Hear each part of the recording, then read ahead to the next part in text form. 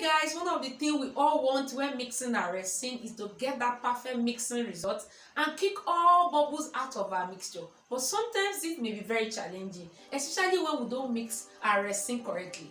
In today's video, I'm going to share with you steps and tips you need to follow so that you get that perfect mixing result, because the outcome of our casting depends on it.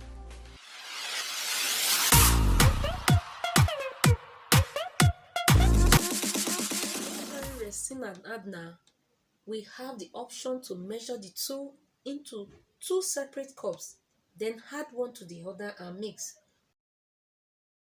Or measure the two into the same cup, then mix. Which of these options is the best?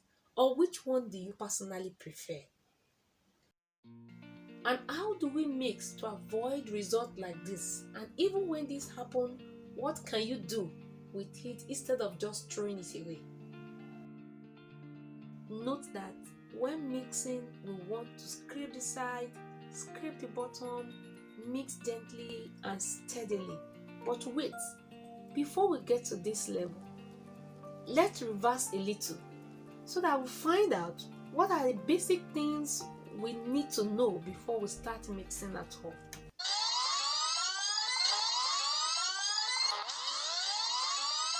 Now we need to find out what is our mixing ratio, the measuring method, and how much chemical we need to mix before we even start mixing at all. Let's pick them one after the other.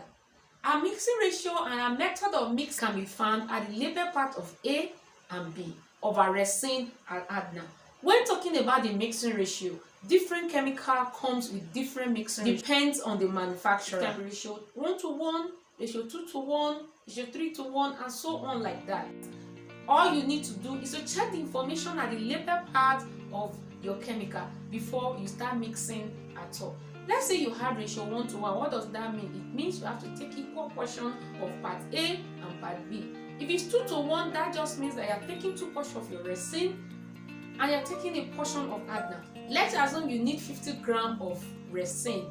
That means if it's ratio 2:1, that means you are doing 50 grams of resin, then 25 grams of hardener, 2:1, just like that. The same thing applies to all that ratio. Now, when talking about the measuring method, all you need to check is measure your hardener by weight or by volume. When measuring by volume, what do you need to do?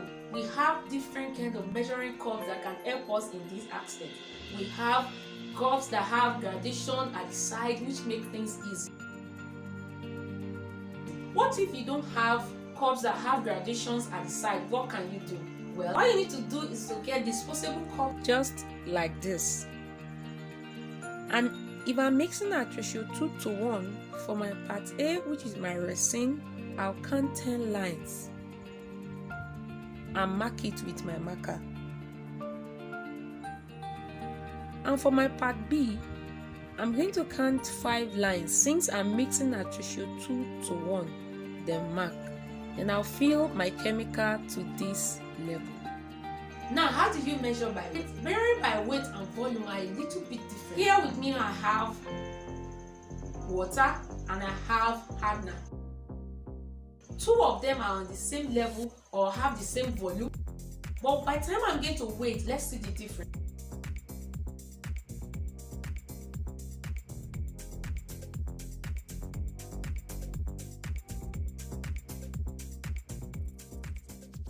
Now that we know that measuring by weight and measuring by volume, they are different and we don't want to substitute the two for each other, how do we measure by weight? To measure by weight, you need to be very accurate, and the only way to do that is using a measuring scale. We need a scale to do this. A measuring scale with a cup, and the cup you can use even if you don't have cups that have gradations at the side. As far as we zero it, just as you can see, I don't want the weight of this cup to add to my epoxy. So make sure you zero it even when you use cups with gradation at the side. Know our mixing ratio, and we've also checked if you are mixing by volume or we are mixing by weight. Let's determine the amount of chemical we need to mix. We can do that by using different kinds of resin calculator that we have, and we also have different apps for this purpose. I'm going to leave a link down in the description below. I'm using resin calculator at resinexpert.com website, and one good thing about this calculator is that it allows you to choose the shape of your mold, either it's rectangular or it's circular, and also give you the ability to insert your own dimension, your width, the layer thickness in inches. And not only that, you can also insert your mixing ratio and your result will be calculated for you.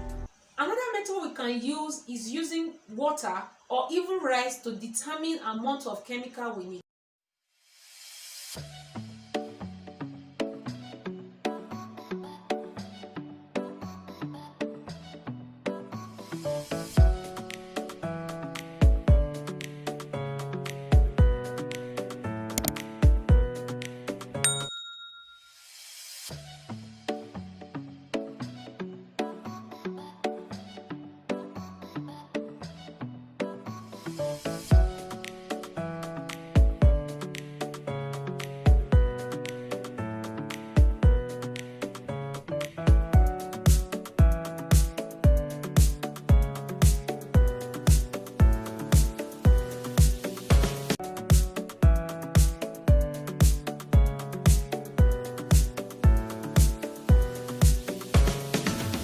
Already identify how we can determine amount of chemical we need for our project. Let's find out how to mix properly, which is exactly what we have been waiting for. Now let's discuss these three different cases mentioned earlier.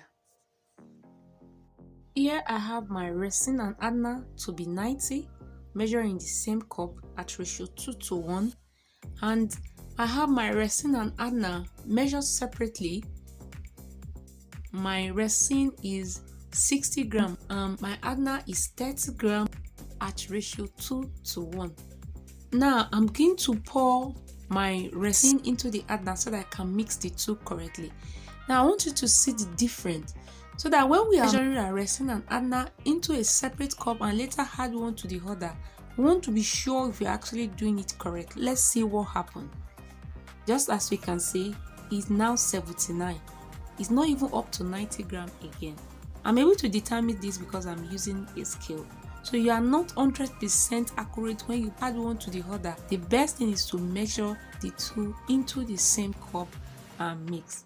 Then the only thing we can also do, just in case you don't have a scale, and that's the only method, is to pour the thinner one, which is the hardener, into the resin. This will make it easier to get at least reasonable amount of hardener out from the cup. Here I have resin and hardener measured separately. I'm going to see the two in hot water, and I have resin and hardener measured in the same cup. Now I'm going to mix this first. When you first started, it will be very sticky and cloudy. As you continue to mix, the cloudiness will gradually disappear, and you start noticing a whitish kind of rope. Not really a rope, they are called streaks inside. This will also disappear as the mixture becomes clearer. And when we are mixing, we want to mix gently, scrape the side, scrape the bottom, make sure we scrape all the corners and the edges. As I'm mixing now, my mixing stick is touching down the cup to make sure that I'm able to scrape also the bottom part of the container. And you notice now that the mixture is becoming clearer and clearer. And it's good to note at this point that the slower you are in the mixing process, the better the results you have. You have less bubble in the mixture. Now it's becoming more clearer, and you can see the end result.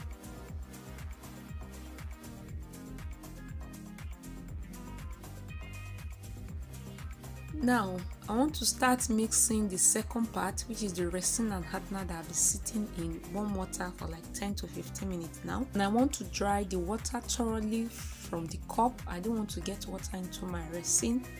Water in resin will make it cloudy, and you can see it's not so sticky and cloudy like the other one that I didn't sit in warm water at all. And this will make the mixing very fast. Remember that we don't want to use very hot water. We only want to take the resin and hardener to a room temperature, because the more we warm our resin and hardener, the faster it cures, and of course that will reduce your working time. Now let's look at the two results, and you will notice that the one sitting inside warm water has less bubbles than the one mixed directly. But the mixing result is so different from this one because I was mixing very fast and I have so many bubbles. The question is, what can I do with this? The only thing we can do with this is to add colors. I added black color to my own and I mix it together, but even after putting black color, you still notice that it has so many bubbles inside. So even though we have so many bubbles, we can add colors to it, which will make it to be less obvious, and also use our touch to burst out the bubbles. But the best is to avoid so many bubbles like this so that our piece can cure correctly and we have a very nice casting. Here are a few tips you need to note from what we discussed so far. If you like more information like this, please don't forget to subscribe and hit the notification bell so that you'll be the first to get all my new videos. And if you have any question for what we've discussed today, please don't forget to comment and hit the like button. See you in my next video.